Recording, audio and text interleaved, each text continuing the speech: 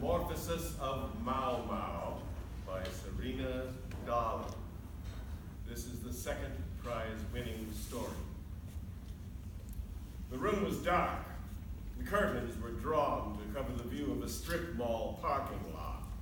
Incense smoke twirled in the air like ghostly ribbons, imbuing the space with the scent of sage.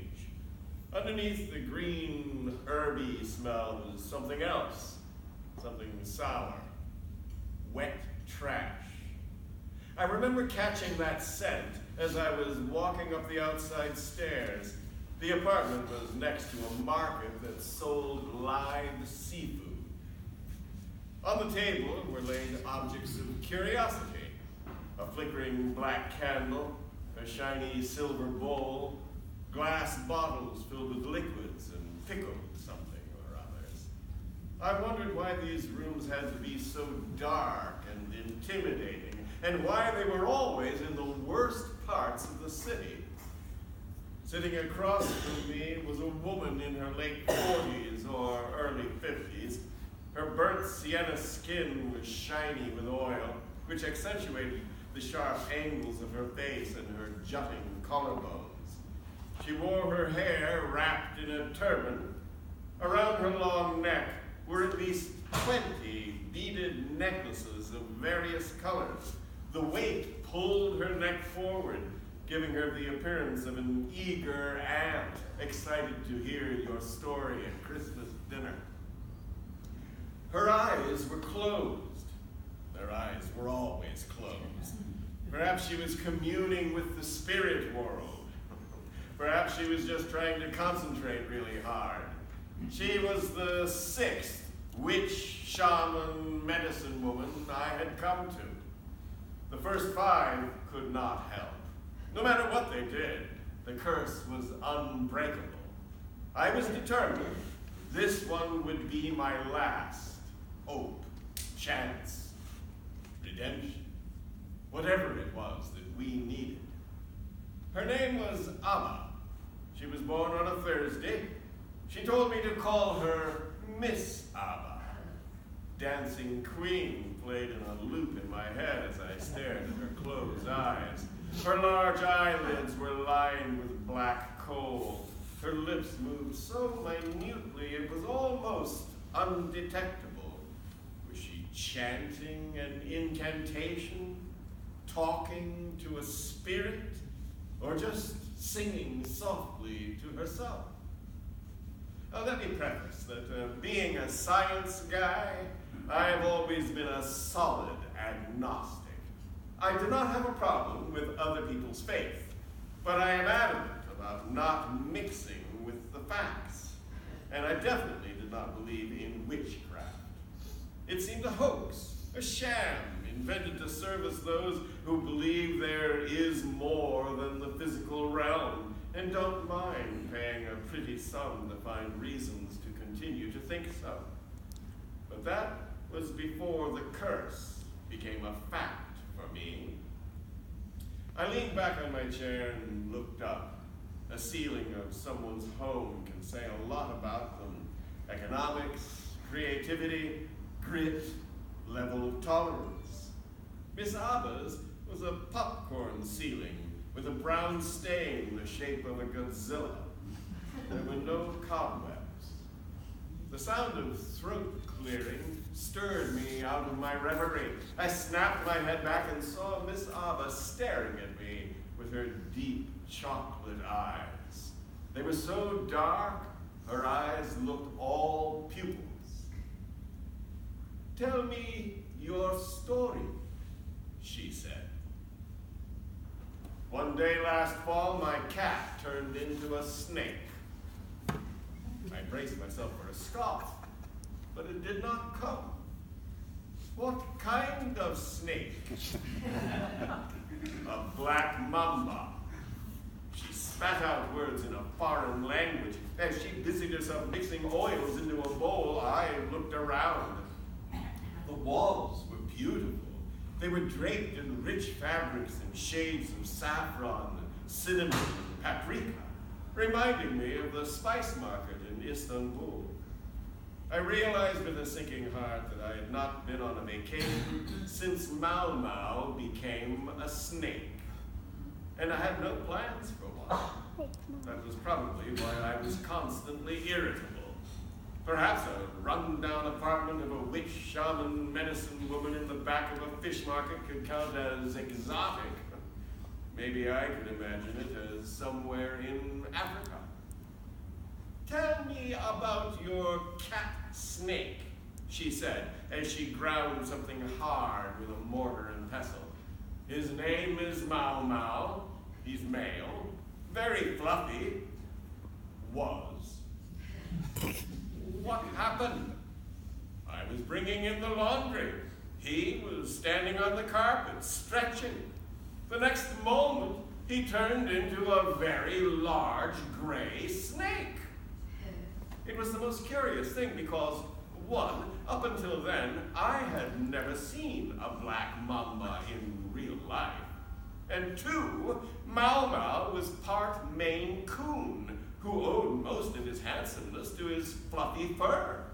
And three, we lived in San Diego, not sub-Saharan Africa. Was he gray before he turned? She asked. Yes. What did you do after? I screamed. I did some research. I redecorated. A search for how to turn snake into a cat yielded disturbing images. They were either of a snake eating a cat or a cat eating a snake. One website had a series of photos showing a python in Thailand regurgitating a whole orange tabby. The cat was dead and covered in slime. The owner buried it in her backyard. Animal control caught and released the snake back into the wild. You must care greatly for this cat snake. Well, it's not his fault we're in this situation, I say. No cat would have wanted to be a snake, and I imagine vice versa. Not keeping Mao Mao was not an option. He's family. Of course, life would have been easier if he had stayed a cat. He knew how to be one. I knew how to have one. C'est la vie. Did you know that cats and snakes have a lot in common? I added. Black mambas eat small mammals like birds and rodents, and so do cats. Both species have fangs. They hiss in threat display. They like to bask in the sun. What do you feed him now? Arctic mice. What's that?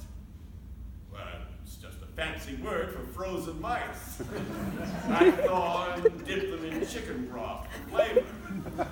I decided not to tell her about the live white mice I snuck into his cage on those days that he needed a little pick-me-up. Since becoming a snake, Mao Mao was prone to depression, and there were things that he could no longer do. He used to like prancing around the courtyard, being petted by strangers. Nobody wanted to caress a black mamba, unless they didn't mind dying. Are you not afraid? She asked. Her question was expected. Black mambas have a terrible reputation. They are the most feared snakes in the world. But their speed and aggressiveness are often exaggerated. While they can outpace most humans and can inject 4 times the lethal dose of venom in a single bite, they are generally shy. They only strike and threaten. Mao Mao is a sweet old cat. All he wants to do is curl up and on your lap and sleep. I didn't tell her that I also did not mind dying. For as long as I can remember, this sense of foreboding has followed me. Life is not something I trust. Not fully. There are days I feel slightly better about the prospect of living. But no matter what, I cannot shake the feeling that something horrible is going to happen to me. It's a matter of mathematics. Try Googling odds of bad things happen. There's even an odds of death chart for the United States. Heart disease topped the list at 1 in 6 people. Cancer was 1 in 7. Gun assault was 1 in 285. The odds of dying from a gun are lower in other countries, of course. What I was most concerned about, suicide, was 1 in 88. I did not know what the rate would be for a cat who had transformed into a snake. But just as a precaution, I bought a Pan-African anti-venom from the internet, I said. You can get that? You can find anything on the internet. That was how I found her and the 5 others. You said you redecorated. Why? Well, I just wanted to make the place look more natural. I added plants and fake rocks. I read black mambas like hanging out in trees, just like cats. I was overcompensating, I knew, but we couldn't leave and no one could visit. This conundrum turned us into hermits. I ate a lot of botched Chinese food, mice. He became more attached to me, needy almost. I talked less with neighbors. I went out less with friends. Every relationship outside the home seemed a lie. There was a huge chasm filled with unspoken things that separated me and the world. I need to see that snake, she said. I was surprised. No one had asked to see Mao before. Sure, I said. It will cost more. Okay, how much more? 100. Well, that would bring my dollar total spent on finding a cure for Mao Mao to 1,000. I nodded. And I will need you to drive me to and from here. Okay. When? I asked. In an hour. I have to make some preparations. I nodded and wondered what I could do for an hour to wait. I thought of the live fish market next door. Maybe Mao Mao would enjoy eating a live eel. I imagined it would go down smooth. The piercing whiteness of the fluorescent lighting above was a big contrast to Miss Abba's dark hair and lair. The stench of this place was overwhelming. The air stank of ammonia, like old urine. I looped a red basket around my forearm and walked to where tanks of live fish lined the back wall. Each was so crowded there was barely room for water. Large ice-filled containers featured various fish, round eyes clear as new death. Green-blue shrimp, both headless and head-on, lay frozen in rigor mortis, and oysters, clams, and mussels clustered like barnacles on pirate ships. I began to wonder what I would do if Abba could not help. I was not ready to let Mao Mao go. Where would he go? Not the African savannah. I saw a video of a mongoose killing a black mamba on the internet. Mao Mao would not have lasted a day there. A zoo would be too cruel. His space would be reduced from a 1,000 square foot condo to a 120-gallon aquarium. Although there are several beautiful trails in San Diego, they were not an option either. I trusted Mao Mao with me in our house. I did not know whether I could outside the carefully constructed serenity of our home. I forced the worry out of my mind. I was determined to stay optimistic until I couldn't anymore. The first aisle was canned food. Bamboo shoots, coconut milk curry paste, fermented lettuce, chestnut slices, sardines, a lychee, jackfruit, banana in syrup. I grabbed a can of lychee, and next were dry goods. Desiccated fish, squid, seaweed, yellow peas, mung beans, noodles of different widths. There was Another was just for fish sauce and soy sauce of various origins. I went around the aisles twice before arriving at the place I wanted to come to since the beginning. The eel tank was filled with so many it looked almost black. With their slender and elongated bodies, they looked like snakes. The irony was not lost on me. "Excuse me," I bellowed. A young man from behind the counter who was chopping off the head of a red fish looked up. He had a tattoo of a tiger down one arm. He walked to me, his eyebrows scrunching together. He was sizing me up, wondering whether we belonged in the same tribe. With my khakis and crisp button-down shirt, I reeked of generic Asian. Worse, educated. "Can you feed a live eel to a snake?" I asked. My question took him aback. He probably thought I was just another boring engineer. "Buddy, if you only knew what I've got at home." "What kind of snake?" A boa," I said. "What you usually feed it?" "Mice." "I heard of sea snake in Thailand eating a whole eel." "Not sure about your boa. You can try it." "Okay, I'll get a live one." And the man grabbed a plastic bag, dumped a hand into the eel tank, and in one swift movement pulled one out. "These one all right?" They all looked the same to me, and I nodded. He twirled the eel into a small bag and tied it loosely. "Where'd you get your tattoo?" I asked. He looked up from the scale where he was weighing the wriggly eel. "Cambodia." "Cool," I said. "Been thinking about getting one. Maybe a snake. Never been to Cambodia." He grunted and handed the bag affixed with the price and weight to me. "Will it stay alive like this?" I asked. "It'll be fine for a couple hours." "Thanks." After paying, I came back up to Miss Abba's apartment and found her waiting. "What's that?" she asked of the things in my hand. "An eel and a can of lychee." "Oh, that is an odd combination." "Well, the eel is not for me."